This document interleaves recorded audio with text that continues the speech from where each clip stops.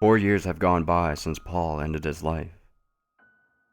I'm now 24 years of age and living in my own apartment, far away from my old neighborhood.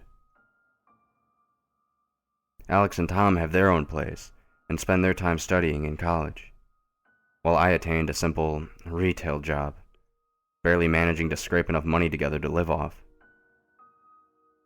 Our lives had been scare-free for the past few years, and we were just beginning to get back to normal. There was the odd nightmare, of course, but aside from that, the three of us were doing well. Well, that's what we thought. About 6 months ago, I was over at Alex and Tom's place, having a few drinks and watching a couple movies. The talk of intoxicated soon began, and before we knew it, we were discussing everything that had happened. None of us liked to even think about the events, never mind talk about it.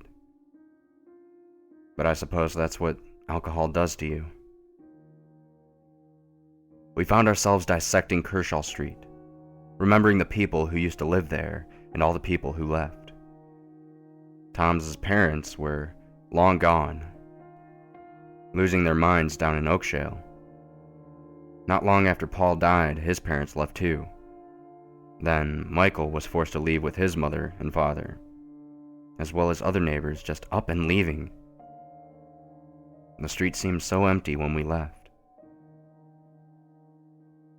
When Alex and I moved out, our mom and dad decided to stay put. They liked the street, the area, their jobs, and they had never been part of anything that had happened. It didn't take Alex and I too long to figure out that the reason we were the only kids allowed to play out in the street was our parents' lack of experiences with Solomon. Most of the other parents happened to be a part of the strange history in some way. I suppose he chooses his fixations. After a few drinks and some intense talking, the three of us fell into a drunken slumber. It wasn't until the early hours of the morning that we were disturbed by a bang at the door. Alex and I opened our eyes and attempted to focus our vision. Tom was nowhere to be seen. A feeling of pure sickness hit my stomach that wasn't drink-related. I immediately knew what was happening. Alex wasn't as fast to react to the situation we were in. After all, it had been 4 years. We stood up and made our way to the front door. And just as Alex turned the handle, his face changed. It was almost as if that moment he had the realization of what could be outside. He slowly opened the door.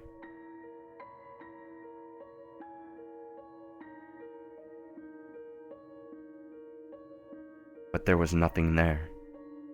Just a small white, spotted bow on the ground. We slammed the door shut and made our way back into the living room. It didn't take me long to realize that I knew where we had to go. The article, my déjà vu, the bow, it all added up. The shortcut through the woods to get to Oakshale, the place I refused to enter, was where Solomon would be. During my history research, I read that he would hide the dead bodies of all the children he drowned in that area because Oakshale was locally known for its beautiful scenic route. There was no way anybody would tread those woods and miss out on the wonderful sights. If Tom was going to be anywhere, it would be there. I still had the fear and didn't want to be anywhere near Oakshale at this moment in time, but we had to find Tom.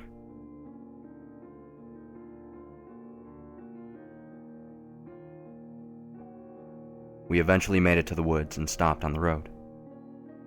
Everything seemed so surreal. I took a few deep breaths and stepped on the grass. At that moment, Alex pulled the bow out from his pocket, and a brisk wind blew it from his hand and onto the floor where it had been once before. I shouted at him, grabbing him by the shirt.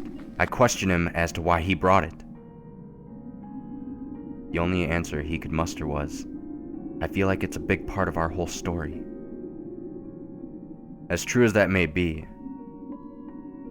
I didn't want to be reminded of what I once saw in my mind. We slowly made our way into the woods and walked for a good 10 minutes.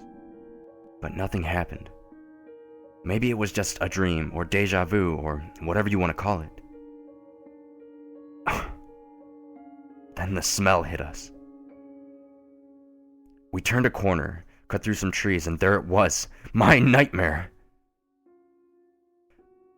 The moonlight shone brightly through the crooked branches of the tree. It bounced off the stream and seeped through every gap in sight. The tall, skinny figure of Solomon Wallace had his hands on Tom and seemed to be leading him to the water. The figure of Paul's parents hanging in the trees spun slowly, drenched in blood and smiling like kids on Christmas. Tom's mother and father were sat slouched against the bark opposite Tom. They were disfigured, maimed, cut apart and sewn back together to seem smaller and younger. They all looked so happy. The look on Tom's face, however, was indescribable, a fear once thought impossible to feel. It surely matched the horror that Alex and I were feeling inside. Solomon stopped and looked at us with his black eyes. He banged and scratched on the tree next to him, but we couldn't understand. He took a few more steps towards the stream and stepped into the water with Tom. The torrent only reached Solomon's waist, but it had completely submerged Tom. We didn't know what to do. We stood there, stunned and useless. Then Tom fought back. He kicked and tussled until he relinquished Solomon's grasp. Alex and I snapped out of our trance and we ran towards the water. Tom slowly crawled out of the stream as his fear was replaced by anger. Solomon let out a deafening scream and marched towards us. The three of us muscled a large rock along the floor and rolled it towards his bony structure. The stone knocked him over into the stream, landing on his chest as he failed to move it from on top of him. We couldn't stay to see the damage done. We ran home as fast as we could and called the police. We told them everything. The story of Solomon, the dead bodies in the woods, the suicides. We didn't miss anything. The police didn't seem to care. It was as if everybody knew but never spoke of it. An entire town built on silence. They sent a team out to the woods and found everything that we described. All of the disfigured corpses and even the body in the stream. It was finally all over. Nothing was written in the local paper the next day, and the three of us were barely questioned on what happened that night. I guess everybody was still unsure on the whereabouts of Solomon Wallace and whether he really did die that night.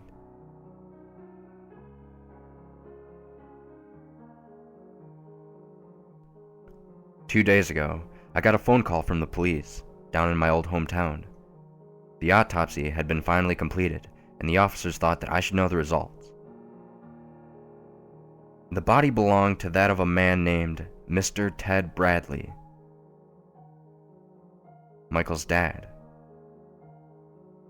I hung up the phone and called Tom and Alex and told them to get over to my place the next day so that we could talk. They arrived as I asked, and I erupted, rambling in fear, screaming that he was still out there, sobbing like a baby. Then they interrupted me. "We just found this in the lobby downstairs." They handed me a small box. We opened it up to find a broken window latch and a small drawing of my apartment. The picture was dated 4 April 2013 and had a small cross next to it. On second glance, Tom noticed it and pointed out the scribbled image of Solomon in the corner of the page. That's when we heard the scratching. The three of us ran into the bathroom and locked the door. That was almost 24 hours ago, and the noise has barely ceased since. It seems as though nobody escapes, not even us. So here we are. Terrified. in our final moments, razors at the ready. Stop. Please just make the scratching stop.